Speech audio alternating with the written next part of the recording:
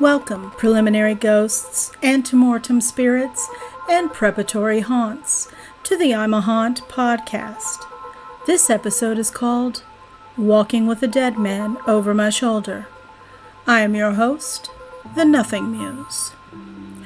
I have a very special guest for this episode, my husband, Martin.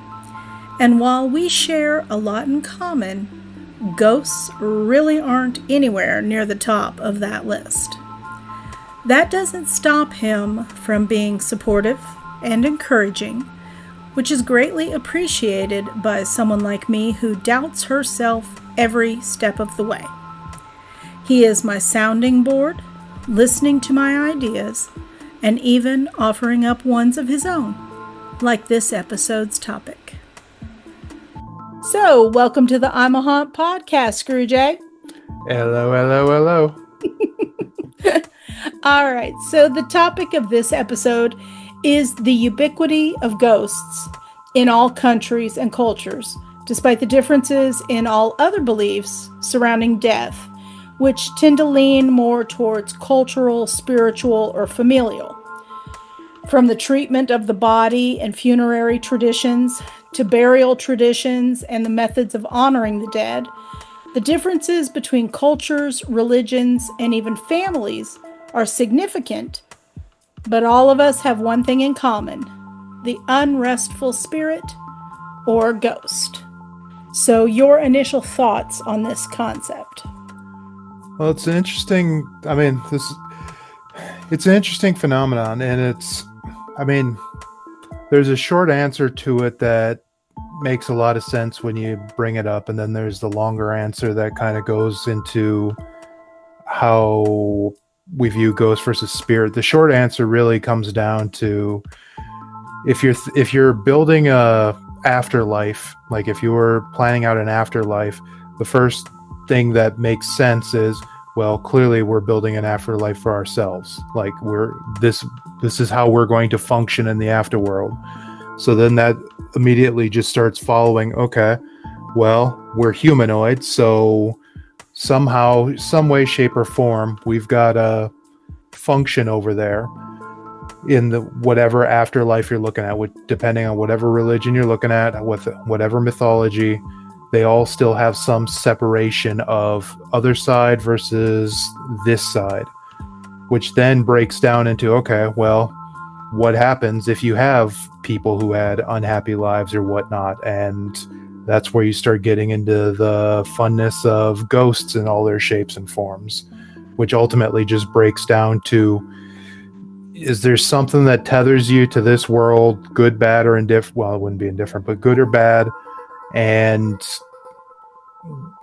that basically is where you start going with that. And it's an interesting etymology that gets you there.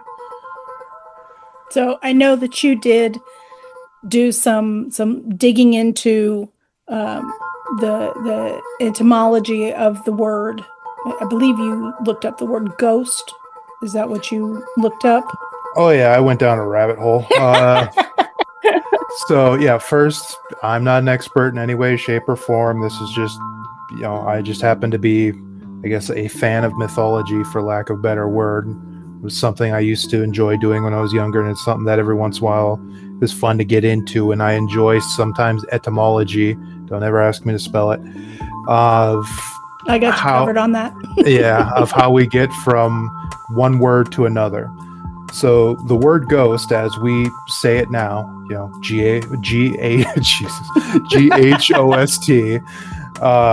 basically comes into common parlance in about the mid 1600s.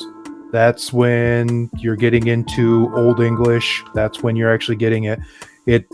There's quite a few places that it comes from, because English is a mutt language. It borrows from all the other Romance languages, plus a few of the other neighboring languages, because you can start getting into Germanic is technically partially Romance, partially not. But you're breaking out from words like Gast, which means the breath or a good or bad spirit, or you're getting into the Proto-Germanic stuff like Geist and Geistas and all the various forms there. And ultimately you can hear the closeness of the words near enough that you can just kind of figure out that, oh yeah, you apply your natural language to some of these words, and ghost is not that far from ghast, or ghost is not that far from geist. But where it really gets fun, and when you really start going down the rabbit holes where ghost comes from, which ultimately means you're following down the rabbit hole of spirit, which that word spirit as is comes out from about the 12th century, but then that comes out from spiritus, which is Latin.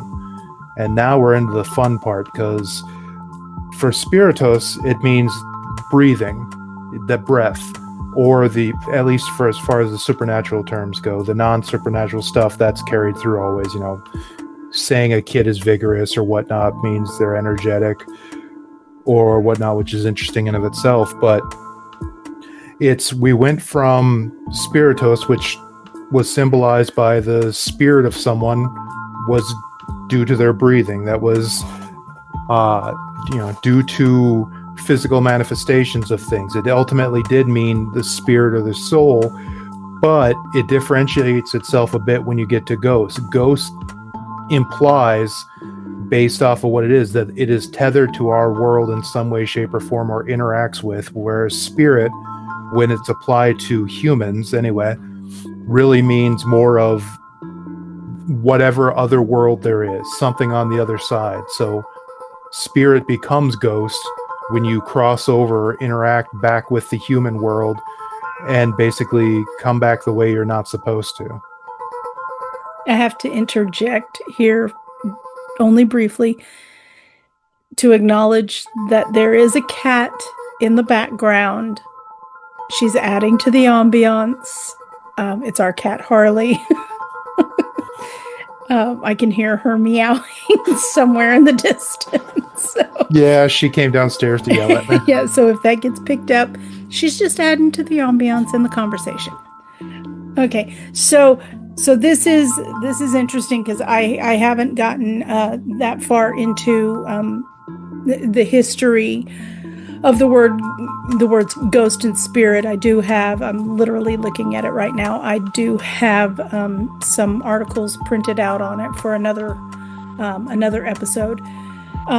So I find it interesting how spirit and ghost, from what you're saying, kind of feed into each other, and that one can become the other if interacting with humans, because obviously the ghost is tethered, and that's kind of the topic is, what is it about the unrestful spirit that seems to transcend cultures and languages and countries.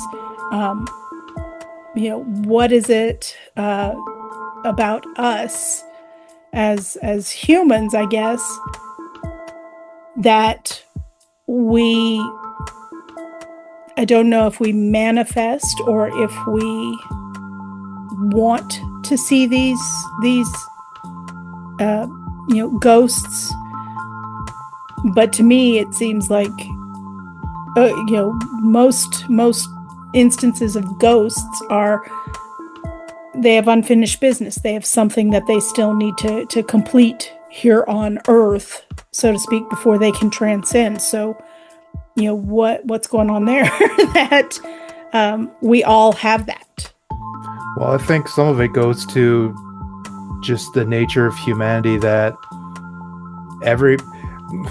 one of the first things you discover is fear. After you discover fear, at some point in your life, you discover disappointment or some form of lacking that you're missing. And I think that's where a lot of that translates from is, first we develop the gods of fear, basically the great unknown. That was from the hunting days, where the darkness, the tigers were hiding in the darkness, and that was the great unknown. That was the great fear while you were living, trying to hunt.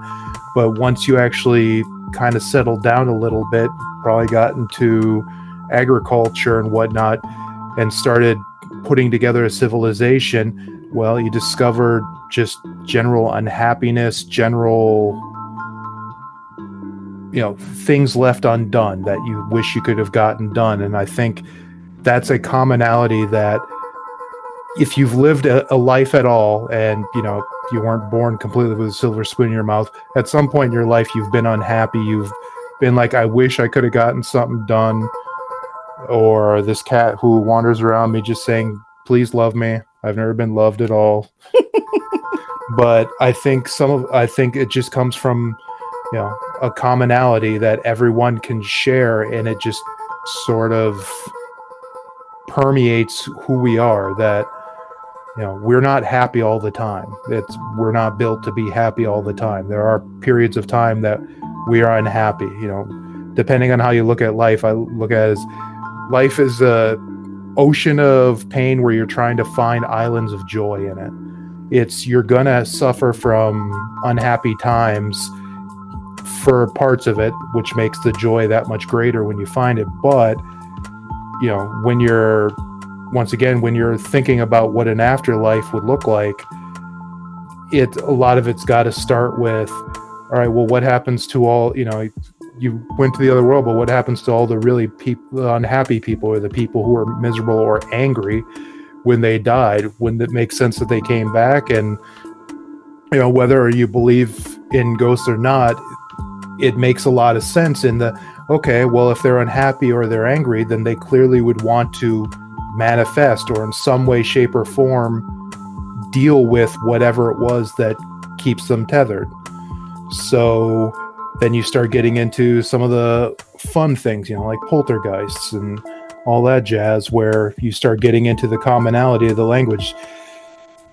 And one thing that, because a lot of this that we're talking about technically sort of favors more Western culture, going from Greek to Roman to the Western civilizations, but even some of the Eastern cultures do differentiate between ghosts. For several of them, it tends to be more ancestral than not, and I am nowhere near stupid enough to actually try to say what their cultural beliefs are, because God, I'd sound like an idiot. But there still does tend to be a bit more of a, same with us, it's a cut between the spirit world, spirits, and ghosts who are tethered in some way, shape, or form, whether it's hungry spirits or hungry ghosts or whatnot. Yeah, I think it just comes back to humanity as a whole. If you're looking at a hierarchy of what we understand, babies, they understand fear right away because they just don't understand the world. And then once they start understanding it, they understand unhappiness. I want that food. I want that toy. I want that whatever. And I'm unhappy that I can't have it. And then you start getting into joy of, okay, I understand happiness now and whatnot. I like happiness. I like getting that toy. I like eating that food. But I think that's just where we end up developing some of this mythology overall, and generalized ubiquity of beliefs in ghosts is just how we tend to be wired up. So I want to kind of touch on something. So I know I have said on this podcast that I like to keep a foot in each world.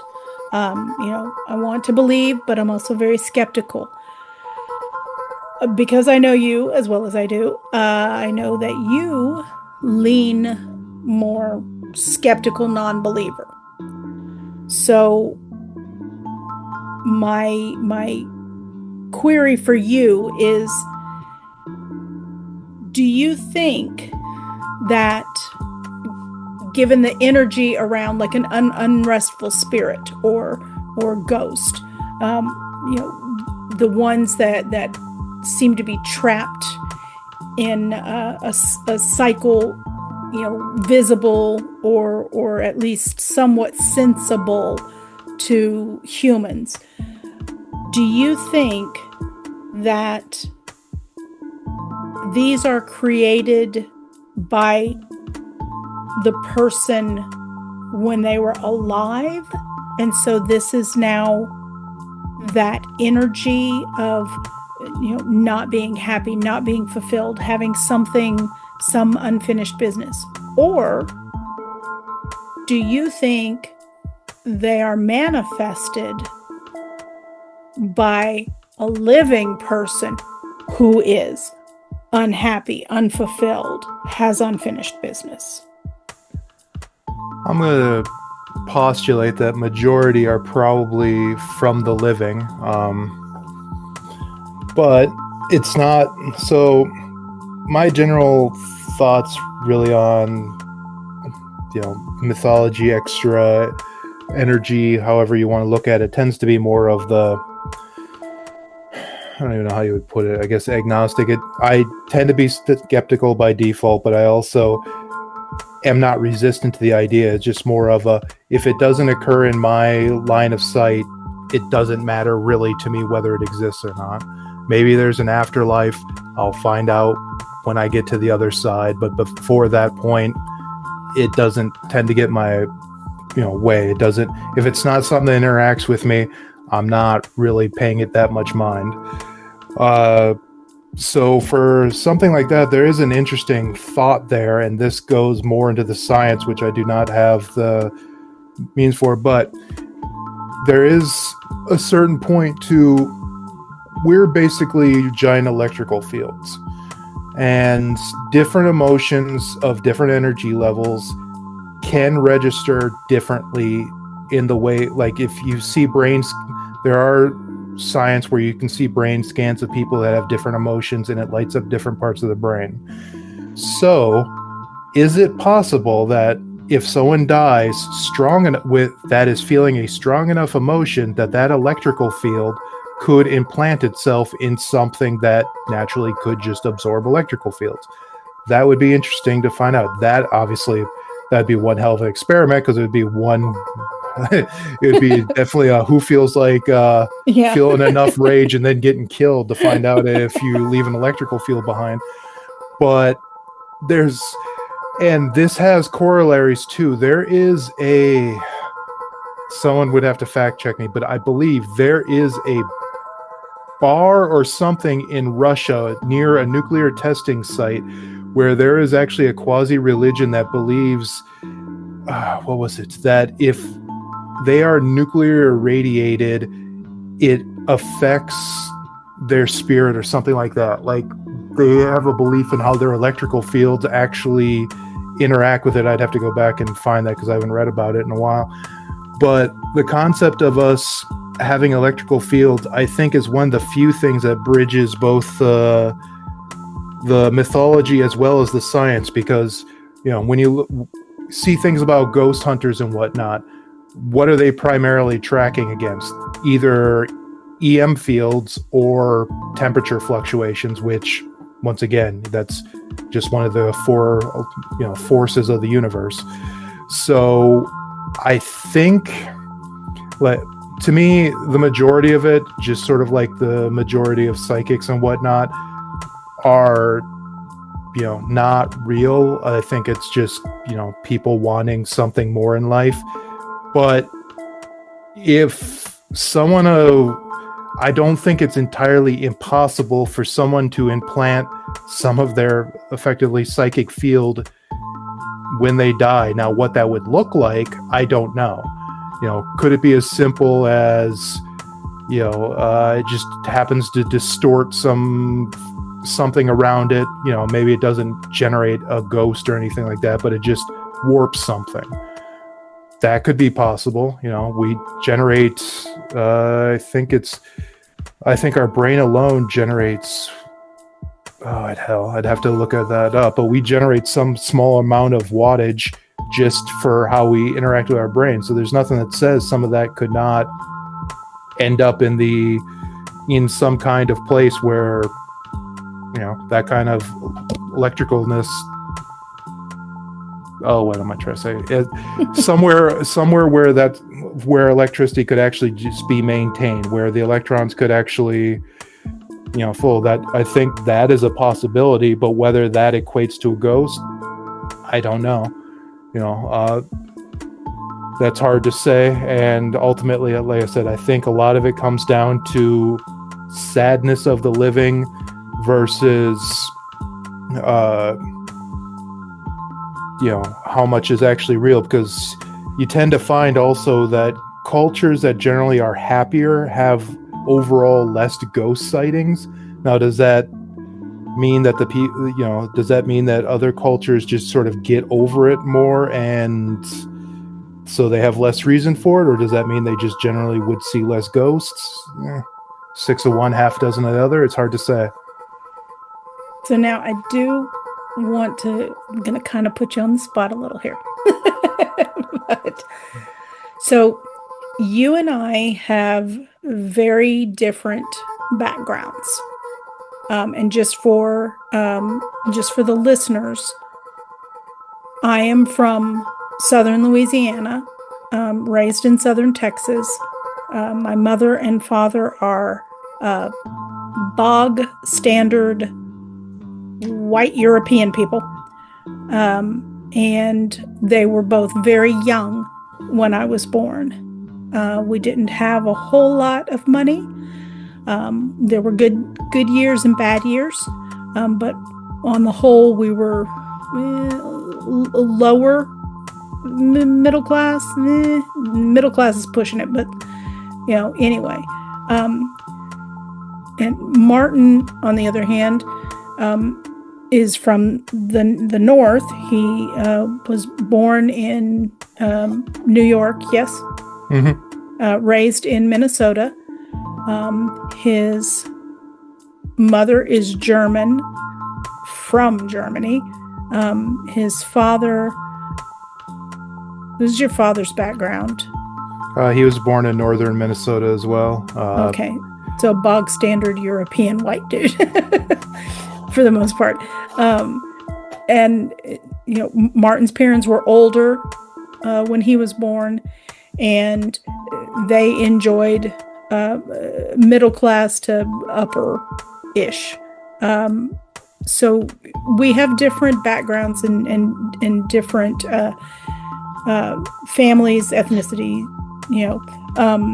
not ethnicity. We're both white, but cultural backgrounds. So what I want to ask you is given our differences and the fact that I tend to lean a little bit more towards the I want to believe, and you lean more towards the prove it. Have you ever experienced something like seeing a ghost or experiencing something that you can't explain? And the reason why I went through our backgrounds, I'll explain in a minute, but have you ever had an unexplained occurrence or seen something that you couldn't explain?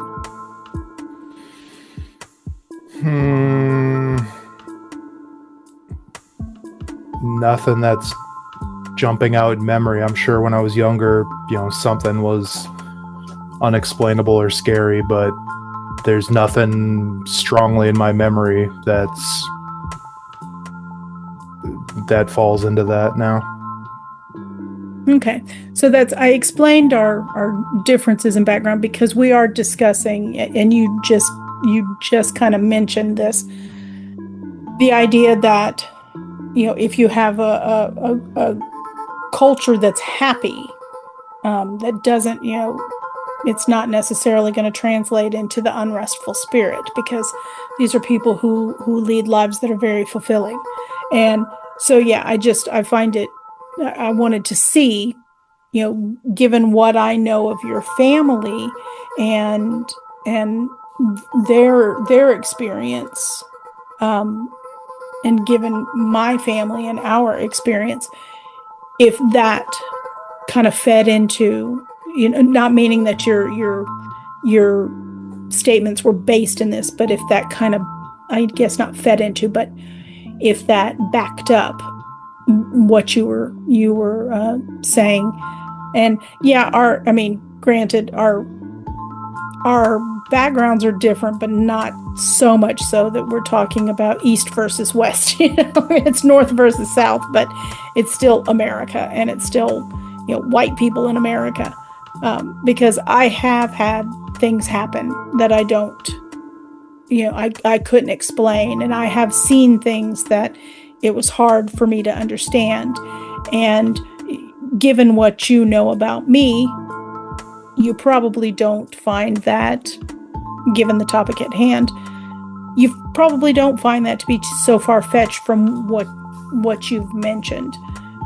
I am an unrestful spirit. I have things in my past that bother me, and so I could see that being a manifestation of those things is me seeing the ghost or seeing the thing that I can't explain. So I just wanted to ask, because oddly enough, it's something you and I have never discussed. So I thought, I've got you in the hot seat. I'll ask you. Well, and I think it's sort of summed up with your I want to believe, and for me, I'm willing to believe. I think that's the key change in the participle is you're more Fox Mulder. Dana Scully wasn't really willing to believe half the time, but I'm more, if the evidence is there, I'm willing to believe it. Like, I got no issues with changing my opinion based on, fact in front of me, but I don't naturally lead that way. Whereas I think for you, it's, you would like it more if, you did believe it. Yeah, I've had things happen that I can't explain, but at the same time, I don't immediately jump to, oh, the house is haunted. It's, okay, something's off. Something's going on, something's off. But I don't immediately jump. And there are times where I think it would be easier to just lean into it and just say, yep, okay. Like our youngest does, just whoop, the house is haunted, the cat is staring at the wall, the house is haunted, there's a ghost in the corner. So okay, well, I think this has been interesting in getting some of the history of it. I think you have done a very good job of providing some context for kind of how we got to where we are with the concept of a spirit or a ghost and an unrestful one. And I think that this is a great place for us to wrap up, having discussed our differences and our shared beliefs, or willing to step out on that limb if the if the circumstances are just right. And I thank you for being willing to participate in this and for coming in so prepared. Mm-hmm. No problem. And a booty, shay, right back at you. Now, before I shut this down, I just want to throw out, to all the ghosties tuned in out there, an ocean of, I believe it was pain with islands of joy. That's my husband. Okay. So that's my husband. But all right. Well, I want to thank you for being a guest on the I'm a Haunt podcast, and maybe there might be some opportunities for us to get together on this again. Sounds good. All right. Thank you. Thank you. To all you ghosties tuned in out there, thank you for listening. And remember, if I know nothing else about what happens after this life, I do know this. I'm a haunt.